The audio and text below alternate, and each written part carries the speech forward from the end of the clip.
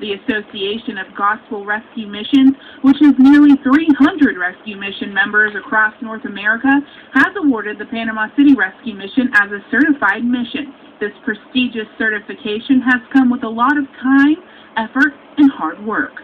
To get the award, it takes a lot of work. It took about a year and a half with all my staff, full blast.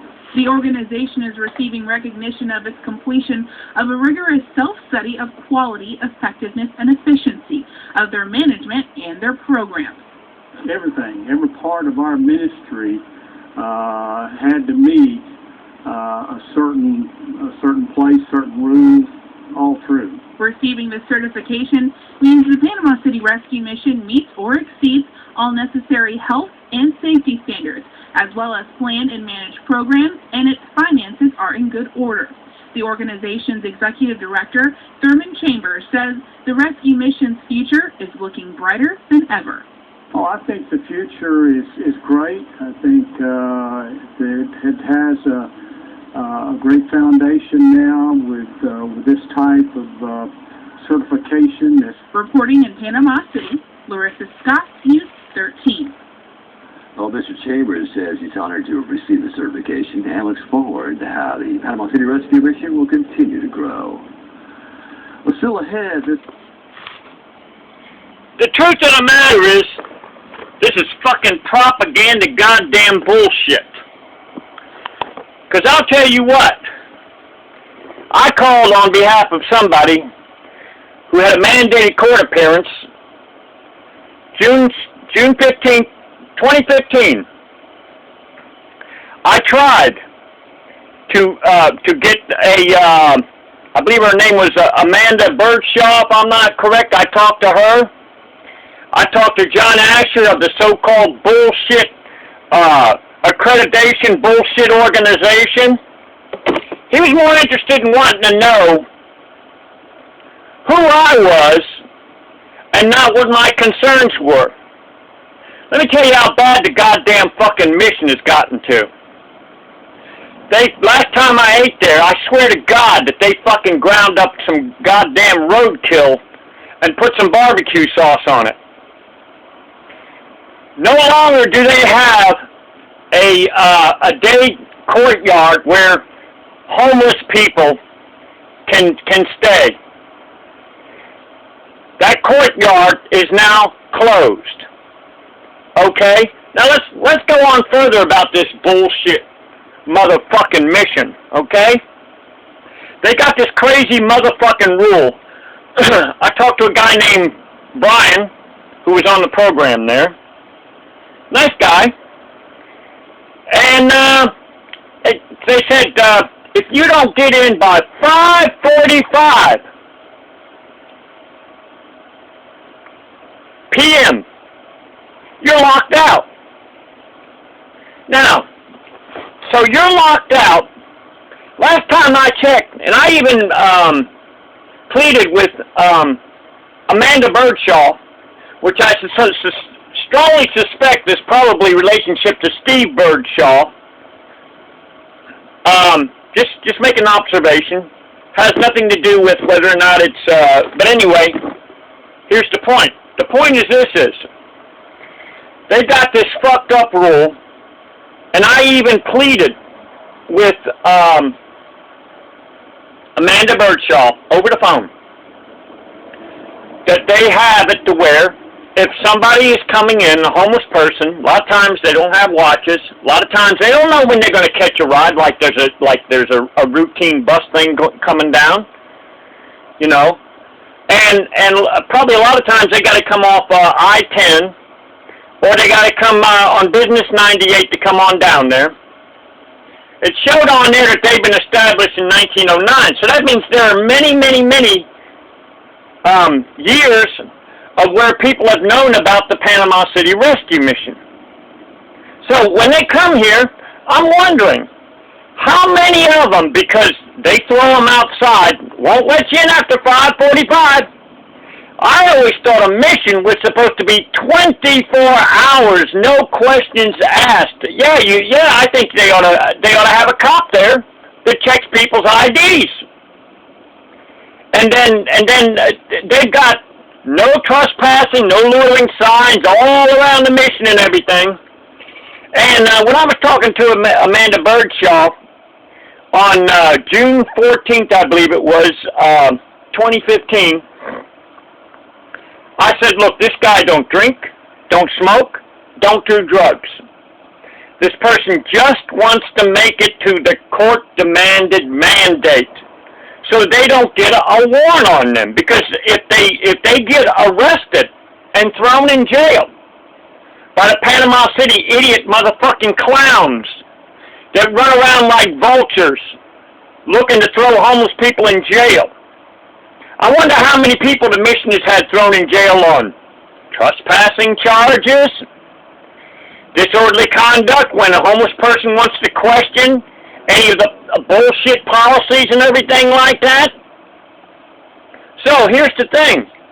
The truth of that mission is, all it is just a fucking money machine. I'd like to know how much Thurman Chambers gets a year. Billy Fox was there before that. Joe O'Donnell was there before that. And here's the thing. They sure don't mind putting out these panhandling letters, but goddamn, let a homeless person go out there and fucking panhandle, they'll throw them in goddamn jail. And what I honestly believe is that there is actually some kind of conspiracy that I believe the mission, I have no proof of this, but I have a hunch or a belief that the mission gets a kickback on everybody, every homeless person that gets thrown in jail. Now you'll notice that, alright, now, when I was there last time at the mission there, here's what you experience.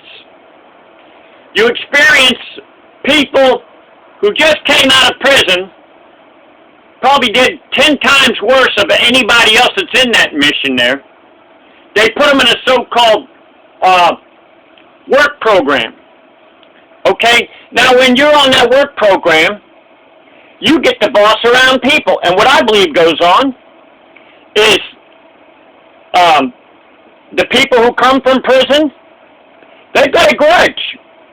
For years and years and years, they were treated like dogs, bossed around and everything like that. So now they get to get revenge. It's kind of like shit rolls downhill. So, they couldn't do anything about the guards that were in jail or in prison. Now they're going to turn around and take it out on somebody else. Some poor homeless person, boss them around. Now at the mission there, you got to have you get your card swiped, a universal product code. And on top of that, since there is no longer a day place that they used to have at one time, that's all been closed down. And what's really funny is, I wonder how many homeless people are actually in the Bay County Jail right now. And they can never get out. And it was, I believe, a couple of years ago, the Panama City Rescue Mission was going to have a homeless resource center right next to the Bay County Jail. Gee whiz, what a convenient thing, way out at Star Avenue. Even if a homeless person was walking down the road, trying to get back to 231 or I-10 and everything like that, you can best bet they would never make it to where they could take and get on down the road. So what I did in my good consciousness, there's an elementary school called Tommy Sims School. I called up the principal there, and God forgive me for saying this. I said, I don't think you want a homeless resource center near your school. And I felt bad about this. But I felt sometimes the greater good is to put fear in those two elementary schools that are nearby and to put pressure on them and say, no, sirree, you ain't going to have no homeless people walking down where there's little kids. And God, I hated saying that. So my experience is when you go to mission there, snoring, God damn, they're the only motherfuckers that get sleep. Everybody else, I was right next to one motherfucker. I could have sworn it was a goddamn rabbit bear with a fucking with a chainsaw growling at the same time. It was fucking horrible all night long. The conditions are actually worse than if you was in jail or you was in prison, I believe. I've been in jail. It's just like that, man. There ain't no tender love in that fucking goddamn fucking mission there. Tender loving greed. They pass out letters on bullshit stuff about, we're going to help out the homeless. No, I'd love to know how much they help themselves out more, and they use the homeless as a fucking prop. That's all the fuck that shit is. So, I even tried to see about getting it to where I could stay another night. And I found out, well, you got to get special permission. You just can't automatically do it. And what's really amazing is, on this other person, on their behalf, I just wanted to get an idea of what it's like to be at that mission there. And I'm going to tell you something. You're ordered around. And then I had this one, for the prayers or church or anything like that, I had this one trying to run bullshit on me about love, love, love. So I said to this guy, I said, let me tell you something. I said, hate has accomplished more in this world than love. I said, if you did not hate, you wouldn't do anything, because love, you could tolerate something. We would still be around campfires shitting on the floor. So the truth of the matter is, hate, right now we've got boom cars all over the place. We got gangs. We got violence on TV. We've got soaps that show never-ending conflict. So little kids grow up not knowing that it might be normal to be at peace. You got these boom car punk motherfuckers that the cops can't find, and they throw people in jail on trumped-up charges. So the truth of the matter is, we got 10,000 churches probably in Panama City area, and not one of them does a motherfucking thing, because they're non-profit corporation, 501c3, 990 Zs.